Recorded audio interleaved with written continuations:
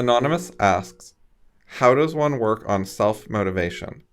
What to do to become less lazy? I want to learn stuff, but too often when I'm tired, I go for instant gratification, like watching a show or whatever random lazy stuff. I want to change this, but I do not know how to. This is a common problem, and I would recommend my previous podcast on how to do introspection, where I suggested writing down what you think your goals are, and then keeping track of what you do all day, every day, keep a list with, and then after you keep track for a while, you mark how much time you spent on each different goal, and then you compare that to what you thought your goals were.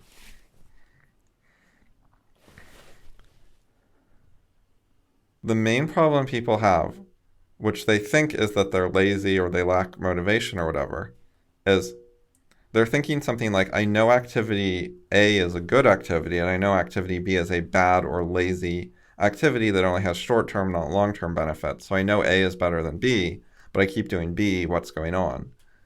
They think something like that, but the actual situation, the actual problem is they do not know that A is better than B. They do not understand that. They're jumping to conclusions that they're not fully persuaded of. They see disadvantages of A. There are things about A they do not like, and there are things about B they like or see as advantages. And that's the reason they're doing B. They think it has upside. And because they think they already know A is better than B, so they don't investigate whether or not A or B is better. They don't do a neutral analysis to find out which one's better. So because they never actually analyze this issue, they never change their mind about it. They get stuck because they're not actually thinking about the issue.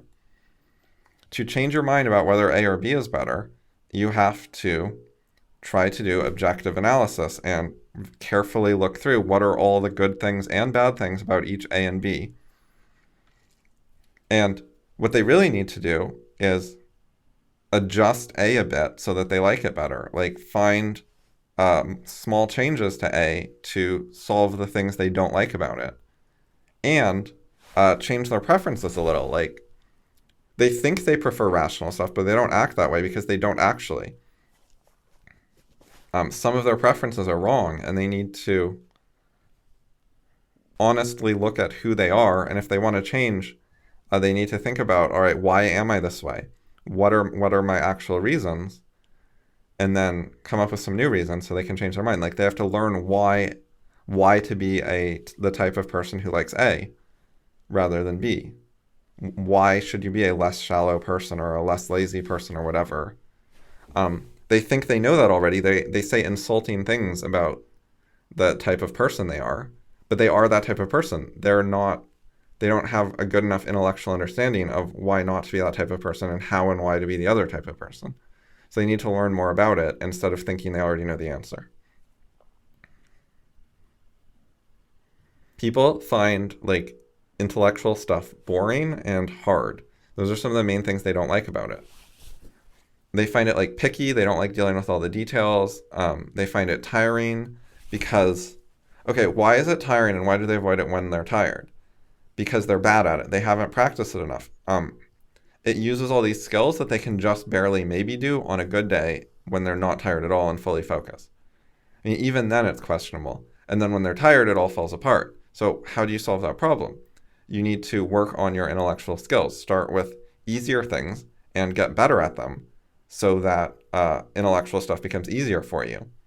You should build up your skills. If you can't do something when you're tired, that means you're not very good at it. Your skill level is a bit too low to be dealing with it. People think it's just the activity is hard. No, it's hard because you lack the underlying skill set to be good at it. You haven't practiced your grammar enough. You haven't practiced your logic enough. You haven't gotten those things to the point where they're so practiced that they become easy for you and don't take much attention and you just do them really well automatically.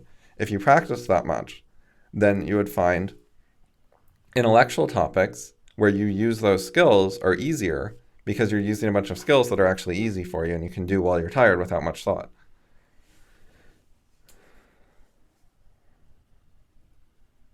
It's similar to speed reading. If suppose someone said that I don't speed read when I'm tired because it's too hard, what would I think of that? I think it means you're not good enough at speed reading.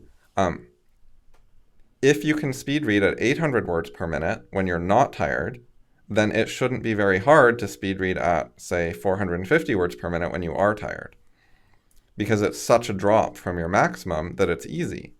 What you have to do is you get your maximum well above what you want to be able to do, and then you can still do stuff that's not very hard, that's not pushing your maximum, but is still intellectual and valuable and whatever. But if your max speed reading speed is 400, that means you can barely speed read at all, even with full focus. And then if you're tired and you had to slow it down a bit, you'd just be slowing it down to like regular reading speeds. Because you barely, if your max speed reading speed is 400, you barely know how to speed read. And it's the same if your max ability to post on FI and have like an intellectual discussion is like just barely, and then you're tired at all or anything goes wrong, you're just not going to be able to do it at all. Most people, even if they think they're at just barely, they're actually below that.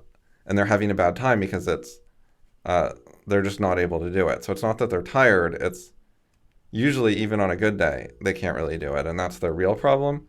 But even if they could just barely do it, that's not good enough. You need to get to the point where you can more than do it so that there's spare capacity to deal with errors and random variance and setbacks and so on.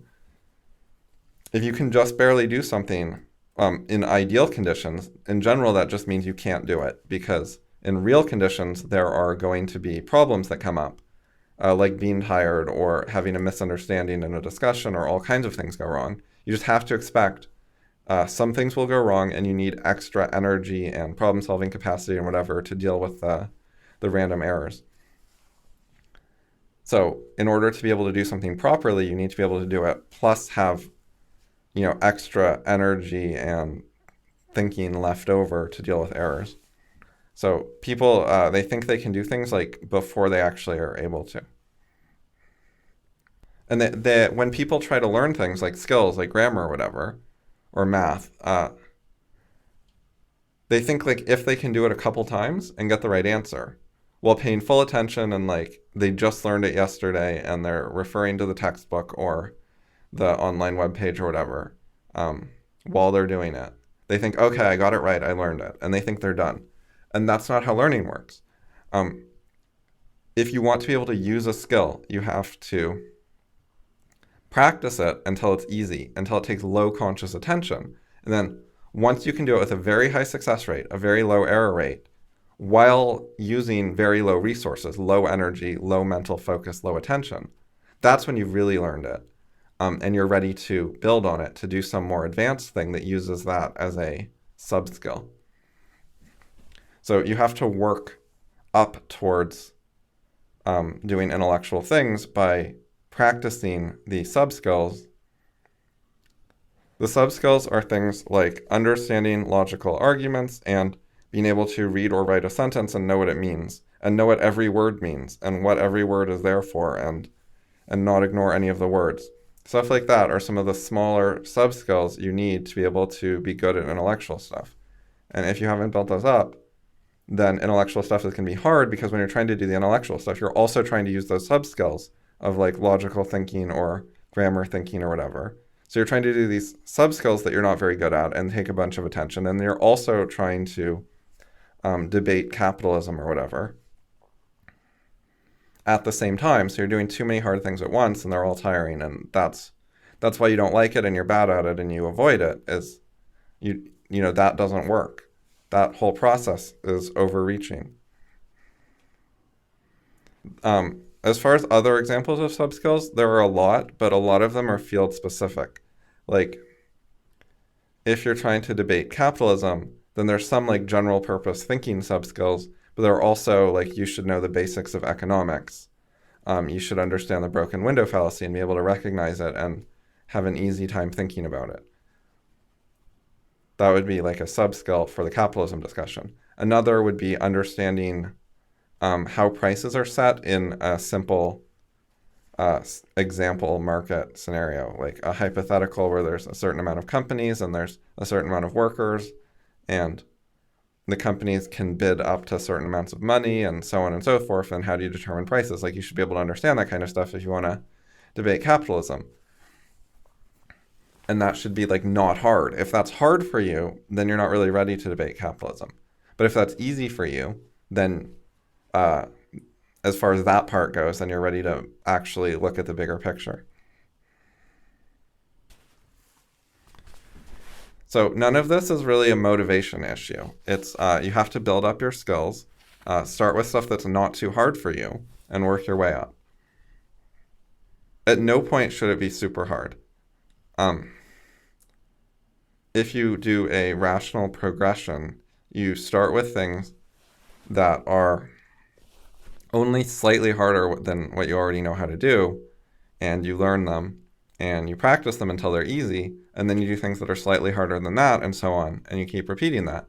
And you never have to do things that are super hard, and you can build up to things that most people find super hard, because you've done many more steps to get from here to there.